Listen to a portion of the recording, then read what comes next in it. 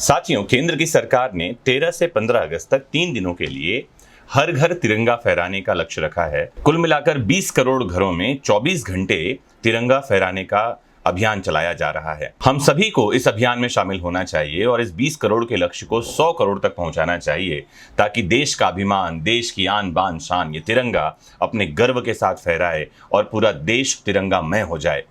लेकिन अगर आप इस अभियान में शामिल हो रहे हैं तो आपको कुछ बातों को ध्यान में रखना चाहिए, जो मैं आज आपको वीडियो में बता रहा हूं। तो इस अभियान में शामिल होइए, लोगों को प्रेरित करिए और साथ ही ये वीडियो लोगों तक पहुंचाइए, ताकि तिरंगे का अपमान न हो, उसका मान बढ़े, उसका सम्मान बढ़े। तो सबसे पहली बात तो ये है कि तिरंगा पुराने समय जो हमारा फ्लैग कोड था, तिरंगे के लिए जो कानून था, उसके अनुसार सूर्यास्त के बाद तिरंगा झंडा नहीं फहराया जा सकता था। लेकिन मोदी सरकार ने उसमें अभी फ्लैग कोड में बदलाव किया है और इस फ्लैग कोड में बदलाव के बाद अब ये तिरंगा 24 घंटे फहराया जा सकता है। मतलब सूर्यास्त के बाद भी तिरंगा फहरा सकते हैं। एक बात और बता दूं मैं आपको कि पहले आम जनता को तिरंगा फहराने का अधिकार नहीं था। ये अधिकार कब मिला? 1996 में सुप्रीम कोर्ट ने एक फैसला दिया था कि तिरंगा फहराना देश के हर नागरिक का मौलिक अधिकार है। इस फैसले के बाद पीडी शेनॉय के नेतृत्व में एक कमेटी का गठन किया गया। 2002 में फ्लैग कोड यानी ध्वज संहिता आई, जिसमें आम नागरिकों को भी तिरंगा फहराने का अधिकार मिला। ये फ्लैग कोड 26 जनवरी 2002 से लागू हुआ। तिरंगा फहराना हर नागरिक का मौलिक अधिकार है, आपको ये जानना चाहिए, और इसका सम्मान करना हमारा मौलिक कर्तव्य है। अगर हम इंडियन कॉन्स्टिट्यूशन की बात करें तो उसके आर्टिकल 51A के क्लॉज ए में जाएंगे तो वहां ये बात लिखी है। यह अनुच्छेद कहता है कि तिरंगे और राष्ट्रगान का सम्मान करना हर भारतीय नागरिक का मौलिक कर्तव्य है।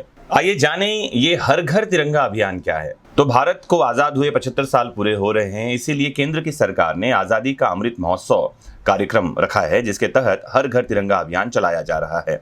हर घर तिरंगा अभियान के तहत 13 से 15 अगस्त तक, जैसा मैंने बताया, 3 दिन तक हर घर में राष्ट्रीय ध्वज फहराया जाए, इसका प्रावधान किया जा रहा है। तिरंगों की बिक्री हो सके, इसके लिए 1 अगस्त से 1,60,000 पोस्ट ऑफिस पर राष्ट्रीय ध्वज की बिक्री की जाएगी। इसके अलावा कपड़ा मंत्रालय भी तिरंगा बनाने और उसके सप्लायर की पहचान करने में लगा हुआ है, जो काफी हद तक अभी पूरा हो चुका है। अब आपको बता दूं कि ये हर घर तिरंगा फहराने के लिए 24 घंटे तिरंगा फहरे, इसके लिए फ्लैग कोड में क्या बदलाव किए गए हैं? तो 2 बड़े बदलाव किए गए हैं। पहला तो ये कि अब तिरंगे को रात में भी फहराया जा सकता है, यानी अब तिरंगा सिर्फ सूर्योदय से सूर्यास्त के बीच ही नहीं फहराया जाएगा, लेकिन अब 24 घंटे तक तिरंगा फहरा सकेंगे। इस बदलाव के बाद आम लोग, निजी संगठन या संस्थान भी दिन और रात में तिरंगा फहरा सकते हैं।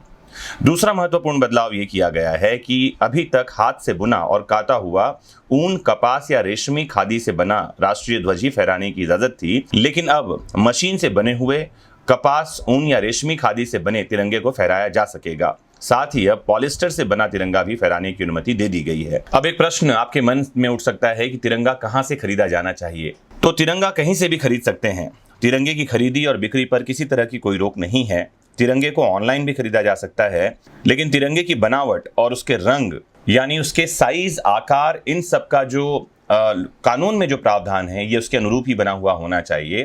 प्लास्टिक का बना तिरंगा नहीं फहरा सकते, आप इसे जानकारी में रखें। तो प्रश्न उठता है कि तिरंगा जो हम फहराएंगे उसकी साइज क्या होनी चाहिए? तो तिरंगे के साइज को लेकर फिलहाल तो कोई नियम नहीं है, ये कितना भी बड़ा और कितना भी छोटा हो सकता है, लेकिन फ्लैग कोड 2002 के मुताबिक तिरंगा आयताकार होना चाहिए और साथ ही इसकी लंबाई और चौड़ाई का अनुपात 3:2 होना चाहिए।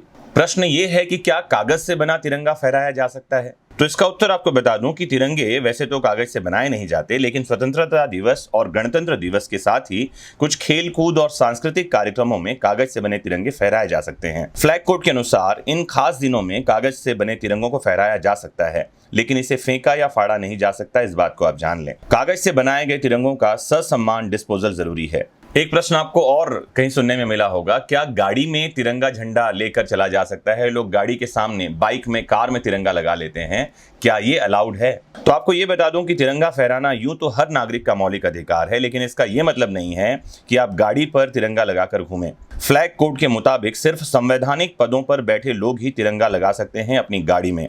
यानी कि राष्ट्रपति, उपराष्ट्रपति, प्रधानमंत्री, केंद्रीय मंत्री, केंद्रीय राज्य मंत्री, लोकसभा के अध्यक्ष, उपाध्यक्ष, राज्यसभा के उपसभापति, राज्यों के राज्यपाल, केंद्र शासित प्रदेशों के उपराज्यपाल या प्रशासक, विदेशों से नियुक्त भारतीय दूतावासों में जो राजनयिक हैं उनके अध्यक्ष, राज्य और केंद्र शासित प्रदेशों के मुख्यमंत्री, कैबिनेट मंत्री, राज्य मंत्री, उपमंत्री, राज्य की विधान परिषदों के सभापति, उपसभापति, भारत के चीफ जस्टिस, हाई कोर्ट के चीफ जस्टिस, सुप्रीम कोर्ट और हाई कोर्ट के जज, इन लोगों को अपने वाहन में तिरंगा लगाने की इजाजत है। इसके अलावा अगर किसी विदेशी अतिथि को केंद्र सरकार की ओर से कार मुहैया कराई जाती है तो उस कार की दाईं ओर तिरंगा लगाया जाता है, जबकि बाईं ओर उस देश का राष्ट्रीय ध्वज लगाया जाता है। और यदि राष्ट्रपति किसी ट्रेन से यात्रा कर रहे हैं तो ट्रेन जब तक प्लेटफॉर्म पर खड़ी रहती है तब ड्राइवर के कैबिन के प्लेटफॉर्म की ओर तिरंगा लगाया जाता है।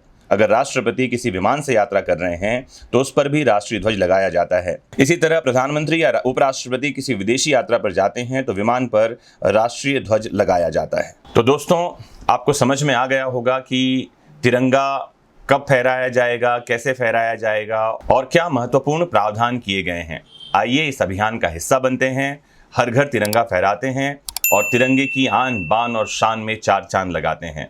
जय हिंद, जय भारत।